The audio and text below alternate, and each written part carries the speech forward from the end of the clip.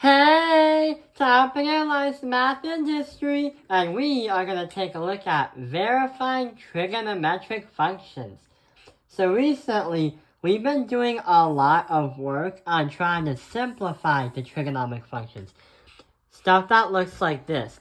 We've been referencing it from using this information here, the trigonometric functions and the Pythagorean identities. But the thing is, what is verifying the trigonometric functions? Well, instead of simplifying, verifying is almost the same idea, but it has a little bit of a different idea. So right over here is a problem that we have to do. So, what is different about this problem? Yeah, if you notice that there are 3 lines that are in between this and that, then that is a new symbol that we're going to take a look at. So that symbol right over there means that an equation is not proved.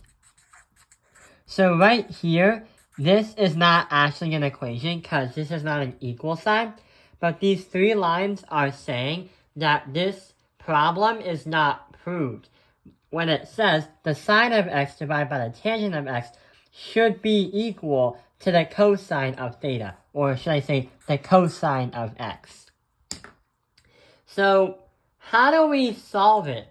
Well, we do have to verify it, which explains why the video is called this, but also in order to verify it, we have to simplify it.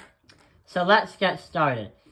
Before we do anything, think about one thing. Which side is more messier, or which side would it be better to start off with? If we take a look at the left side, it has stuff to do, because the right side, there's nothing really to do. So we have to try and get this side equal to that side. So we have the sine of x and the tangent of x. We can transform the tangent of x to say, to a new equation, the sine of x divided by the sine of x divided by the cosine of x.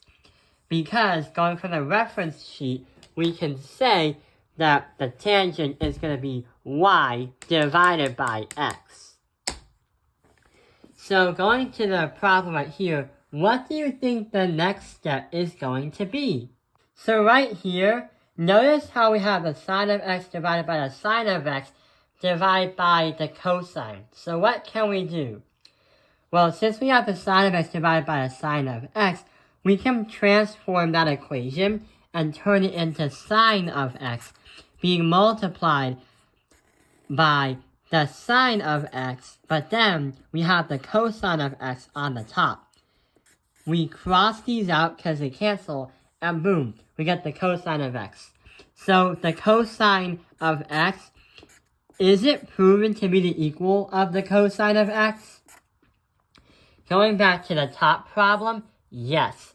So this equation is solved, and it's been proved on why sine of x divided by tan is going to be proven to be equal with the cosine of x. Okay, so that was the first problem. But what about the second problem? What is the second problem going to look like? So right over here is another problem.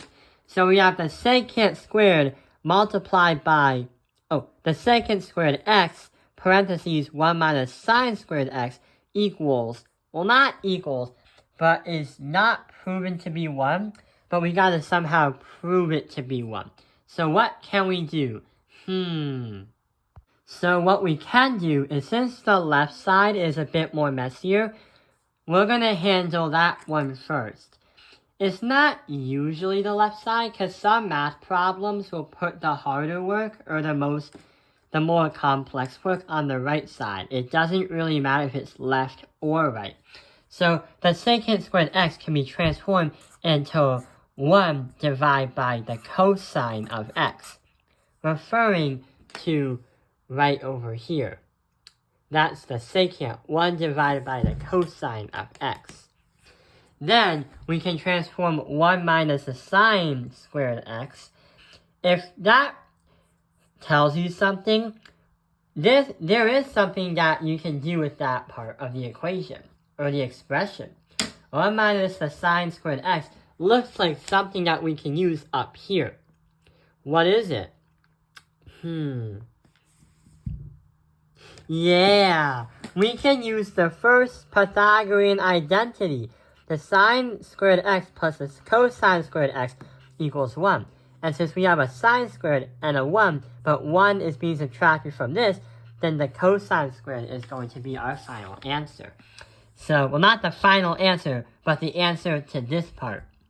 So we have the cosine x squared going from this. So now we have this and that multiplied together. What can we do? Yeah, we can multiply these and cross them and eliminate them. So we have 1 divided by 1. We have 1 divided by 1, and that's going to equal 1. So we can say that this is also going to work, and that this is a way to prove that the secant squared x, parentheses 1 minus sine squared x, parentheses, is going to be proven to be 1. So yeah, that is how you identify, while also verifying the trigonometric functions. I hope this video has helped you understand verifying the trigonometric functions. Thank you for watching Taoping Airlines Math Industry. Like and subscribe.